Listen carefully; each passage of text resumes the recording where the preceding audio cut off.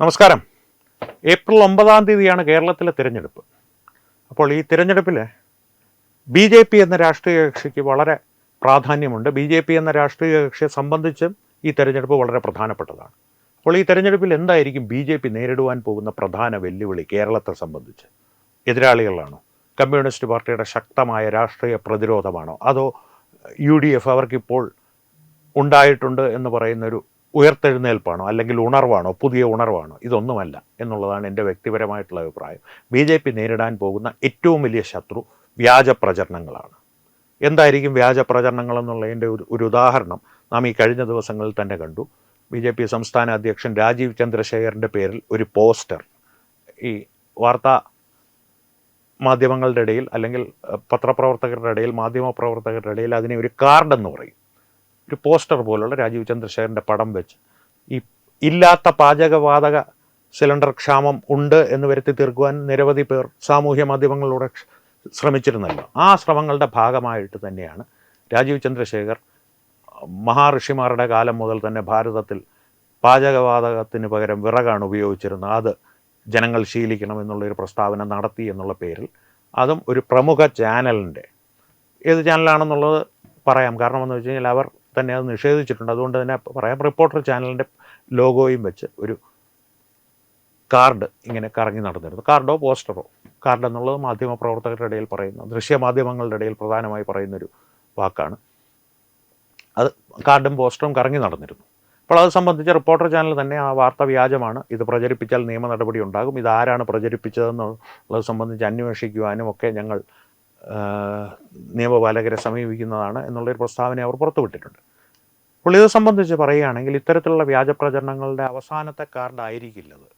ഇനിയും ഇത്തരം കാർഡുകൾ വന്നുകൊണ്ടേയിരിക്കും. അത് വരുന്നത് പോരാളി ഷിജു, ഊച്ചാളി സജീർ, ഫ്ലെക്സ് റിയാസ് തുടങ്ങിയ വ്യാജ ഹാൻഡിലുകളിൽ നിന്നായിരിക്കും. സാമൂഹ്യ മാധ്യമങ്ങളിൽ ഇത്തരം വ്യാജ ഹാൻഡിലുകളിൽ നിന്ന്, അതും ഇടതുപക്ഷ അനുഭാവമുള്ള, അല്ലെങ്കിൽ ഇടതുപക്ഷ അനുഭാവികളാണ് തങ്ങൾ എന്ന് പ്രത്യക്ഷത്തിൽ കാണിക്കുന്ന സാമൂഹ്യ മാധ്യമങ്ങളിലെ ഹാൻഡിലുകളിൽ നിന്നായിരിക്കും ഇത്തരത്തിലുള്ള വ്യാജ പ്രചരണങ്ങൾ പുറത്തു വരുന്നത് എന്നുള്ള കാര്യത്തിൽ ഒരു സംശയവും വേണ്ട.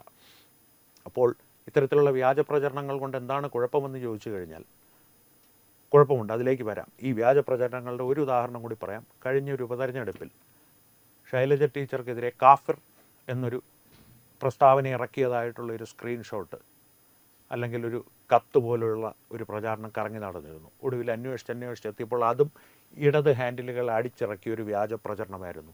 തുടക്കത്തിൽ അത് കുറേ പേർ വിശ്വസിച്ചിരുന്നു. ഇപ്പോഴും ചിലരെങ്കിലും അത് സത്യമാണെന്ന് വിശ്വസിക്കുന്നു. അത്തരത്തിലുള്ള ഒരു ഹീനമായ പ്രവൃത്തിയിലൂടെയാണ് കോൺഗ്രസ് ശൈലജ ടീച്ചറെ പരാജയപ്പെടുത്തിയത് എന്ന് ചിലരെങ്കിലും വിശ്വസിക്കുന്നു. ഈ വ്യാജ പ്രചരണത്തിൻ്റെ ഉദ്ദേശവും അതുതന്നെയാണ്. വാട്സപ്പ് ഗ്രൂപ്പുകളിലൂടെയും, വാട്സപ്പിൻ്റെ വ്യക്തിപരമായ വാട്സപ്പിലൂടെയും 1,00,000 പേരിലോ 2,00,000 പേരിലോ ഈ പ്രചാരണം എത്തിച്ചേരുമ്പോൾ അതിലൊരു 10 പേരെങ്കിലും വിശ്വസിച്ചാൽ, അല്ലെങ്കിൽ വിശ്വസിക്കുന്നത് തുടർന്നാൽ, വ്യാജമാണ് എന്നുള്ള വാർത്ത ഒരുപക്ഷെ ഈ വാട്സപ്പ് ഗ്രൂപ്പിലൂടെ മാത്രം ഇത്തരം വിവരങ്ങൾ അറിയുന്ന ആളുകൾ അറിയണമെന്നില്ല. പിറ്റേ ദിവസം ഇറക്കുന്ന നിഷേധക്കുറിപ്പുകളോ, അല്ലെങ്കിൽ റിപ്പോർട്ടർ ചെയ്തതുപോലുള്ള നിയമ നടപടികൾ എടുക്കുമെന്നുള്ള ഒരു പ്രസ്താവനയോ ഒന്നും ഇവരറിയണമെന്നില്ല. ഈ 10 പേരുടെ കാര്യമാണ് പറയുന്നത്. 1,00,000-ലെ മറ്റുള്ളവരെല്ലാം അതറിഞ്ഞാൽ പോലും ഈ 10 പേരുടെ മനസ്സിൽ ഇത്തരത്തിലുള്ളൊരു പ്രതിച്ഛായ ഈ സംഭവത്തെക്കുറിച്ച് നിലനിൽക്കുക തന്നെ ചെയ്യും. ഈ രാജീവ് ചന്ദ്രശേഖറിൻ്റെ ഉദാഹരണം എടുത്തു കഴിഞ്ഞാൽ അദ്ദേഹം ഇങ്ങനൊരു പ്രസ്താവന നടത്തിയെന്ന് ഇപ്പോൾ ഒരു 10 പേരെങ്കിലും വിശ്വസിക്കുന്നുണ്ടാവും ഇപ്പോഴും. അതാണ് സത്യം. അത്തരത്തിലുള്ളൊരു അപകടം ഇത്തരത്തിലുള്ളൊരു വ്യാജ പ്രചരണത്തിൻ്റെ ഇടയിലുണ്ട്, അല്ലെങ്കിൽ വ്യാജ പ്രചരണത്തിൻ്റെ പിന്നിലുണ്ട്. അതാണ് BJP ശ്രദ്ധിക്കേണ്ട ഒരു പ്രധാന കാര്യം. 2014 പ്രധാനമന്ത്രി നരേന്ദ്രമോദി ആദ്യമായി അധികാരത്തിലെത്തിയ സമയം മുതൽ അദ്ദേഹം ബീഫ് കഴിക്കുന്ന ചിത്രങ്ങൾ വരെ പ്രചരിപ്പിക്കപ്പെട്ടിട്ടുണ്ട്. ഒടുവിലത് അതിൽ നിന്നവർ പിന്മാറി. ഇപ്പോൾ മറ്റ് വ്യാജ AI ഒക്കെ ഉപയോഗിച്ചിട്ടുള്ള വ്യാജ പ്രചരണങ്ങളാണ്. രാഹുൽ ഗാന്ധി വിരൽ ചൂണ്ടി നിൽക്കുമ്പോൾ മോദി ഞെട്ടി നിൽക്കുന്ന പടമൊക്കെ കോൺഗ്രസിൻ്റെ ഔദ്യോഗിക ഹാൻഡിലുകളിൽ നിന്ന് പുറത്തു വന്നിട്ടുണ്ട്.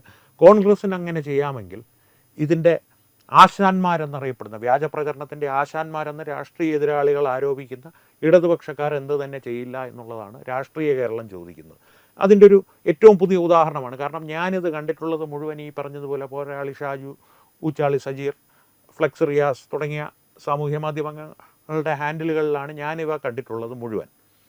അതുകൊണ്ട് തന്നെയാണ് അതെല്ലാം ഇടതുപക്ഷ അനുഭാവ ഹാൻഡിലുകളുമാണ്. അതുകൊണ്ടാണ് പറയുന്നത് അവരെയാണ് ഇതിൻ്റെ ഉത്ഭവസ്ഥാനമെന്ന് ഞാൻ സംശയിക്കുന്നത്. അതുകൊണ്ടാണ് അതിന് ഈ അന്വേഷണത്തിൽ പുറത്തു വരട്ടെ. അല്ല ഇനി കോൺഗ്രസ്സുകാരാണെങ്കിൽ, അല്ല ഇനിയിപ്പോൾ ബി ജെ പിയിൽ ആരെങ്കിലും രാജീവ് ചന്ദ്രശേഖരനിട്ട് പാലം വലിക്കുവാനായിട്ട് ചെയ്തതാണ് എന്ന് ആരോപിക്കുന്ന ചിലരും ഇപ്പോൾ ഉയർന്നു വരും. അതും എനിക്കറിയാം.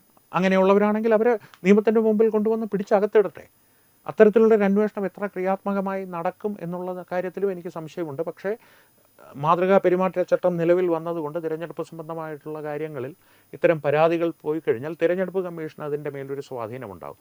അത്തരത്തിലുള്ള ഒരു അന്വേഷണം നടന്നിട്ടുണ്ടെങ്കിൽ ഈ യഥാർത്ഥ പ്രതികൾ പുറത്തു വരട്ടെ. എന്നിരുന്നാലും ഞാൻ നേരത്തെ പറഞ്ഞതുപോലെ ഒരു 10 പേരെങ്കിലും ഇത് വിശ്വസിക്കുവാനുള്ള സാധ്യത ഒരു അപകടമായി ബി ജെ പിക്ക് മുൻപിലുണ്ട്. അതുകൊണ്ട് തന്നെ ഇനിയുള്ള ദിവസങ്ങളിൽ ഇത് പോസ്റ്റർ അടിച്ചൊട്ടിക്കുകയും തിരഞ്ഞെടുപ്പ് കമ്മീഷൻ ദൈനംദിനം എന്നവണ്ണം പോലീസിനെ വിട്ടത് പോസ്റ്ററെല്ലാം വലിച്ചു കീറി കളയുക അല്ലെങ്കിൽ വലിച്ചു കീറുവാനുള്ള പ്രസ്താവനകൾ ഇറക്കുകയും ചെയ്യുകയല്ലല്ലോ.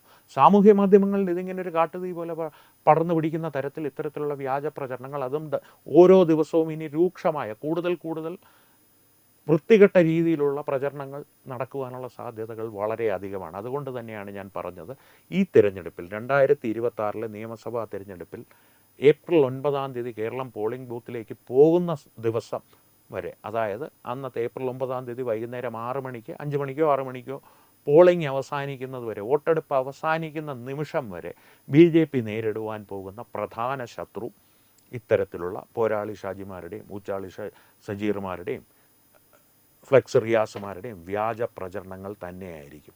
അതിനെ എങ്ങനെ പ്രതിരോധിക്കാം എന്നുള്ളത് ബി ജെ പിയുടെ സംസ്ഥാന അധ്യക്ഷൻ രാജീവ് ചന്ദ്രശേഖരാണെങ്കിലും ബി ജെ പിയുടെ IT സെല്ലാണെങ്കിലും ഓരോ ബി ജെ പി അനുഭാവിയും ആണെങ്കിലും, നിങ്ങളൊരു സാധാരണ ഒരു ബി ജെ പി അനുഭാവി ആണെങ്കിലും ഇവരെല്ലാം ആലോചിക്കേണ്ട കാര്യമാണ്. അല്ലാത്ത പക്ഷം പലയിടത്തും കാര്യമായ ദോഷങ്ങൾ ഇത്തരത്തിലുള്ള പ്രചാരണങ്ങൾ ചെയ്യുമെന്നുള്ള കാര്യത്തിൽ സംശയം വേണ്ട. കാരണം ഞാൻ പറഞ്ഞല്ലോ, ഒരു 10 പേരെങ്കിലും അത് വിശ്വസിച്ചിരുന്നു കഴിഞ്ഞാൽ ആ 10 പേർക്ക് സ്വാധീനിക്കാൻ പറ്റുന്ന ഒരു 20 പേർ കാണും. ഒരാൾക്ക് 2 പേർ വെച്ച് പോട്ടെ, ഒരാളെങ്കിലും ഉണ്ടെങ്കിൽ ഒരു 10 പേരെങ്കിലും കാണും. 20 പേരായില്ലേ? 20-30 മാർജിനൽ വോട്ടുകൾ മറിയുമ്പോൾ, അല്ലെങ്കിൽ ജയപരാജയങ്ങൾ നിശ്ചയിക്കപ്പെടുന്ന അവസരങ്ങളുണ്ടായാൽ പോട്ടെ, ഒരു 100 വോട്ടിൻ്റെ മാർജിനൽ ജയപരാജയങ്ങൾ നിശ്ചയിക്കപ്പെടുന്ന ഒരു സാഹചര്യം ഉണ്ടായാൽ അവിടെ ഇത് പ്രതിഫലിക്കാം അല്ലേ? അതാണ് പറഞ്ഞത്. ഏറ്റവും വലിയ ശത്രു, ഏറ്റവും വലിയ എതിരാളി വ്യാജ പ്രചരണങ്ങളായിരിക്കും ബി ജെ പിക്ക് ഈ തിരഞ്ഞെടുപ്പിൽ. ഈ വ്യാജ പ്രചരണങ്ങളെ ബി ജെ പി എങ്ങനെ നേരിടുമെന്നുള്ളതനുസരിച്ചിരിക്കും, അതുകൂടി അനുസരിച്ചിരിക്കും ബി ജെ പിയുടെ ജയപരാജയങ്ങൾ ഈ തിരഞ്ഞെടുപ്പിൽ. അപ്പോൾ എന്തായാലും എന്ത് സംഭവിക്കുമെന്നുള്ളത് നമുക്ക് കാത്തിരുന്ന് കാണാം. എന്തായിരിക്കും പുതിയ വ്യാജ പ്രചരണം എന്നുള്ളതും നമുക്ക് കാത്തിരുന്ന് കാണാം. അപ്പോൾ വീണ്ടും കാണാം. നന്ദി, നമസ്കാരം. HIV അണുബാധ സന്തോഷപൂർണമായ ഒരു ജീവിതത്തിന് തടസ്സമല്ല. HIV അണുബാധയ്ക്ക് ഫലപ്രദമായ ചികിത്സ ഇന്ന് ലഭ്യമാണ്. ഇതിന് യഥാസമയം അണുബാധ കണ്ടെത്തുന്നതും കാലേക്കൂട്ടി ചികിത്സ നടത്തേണ്ടതും അത്യാവശ്യമാണ്. സൗജന്യമായ ചികിത്സയും മാർഗനിർദ്ദേശങ്ങളും സർക്കാർ ആശുപത്രികളിലെ ART അഥവാ ഉഷസ് കേന്ദ്രങ്ങളിൽ ലഭ്യമാണ്. ആരോഗ്യ സംരക്ഷണം ഓരോരുത്തരുടെയും ഉത്തരവാദിത്തമാണ്.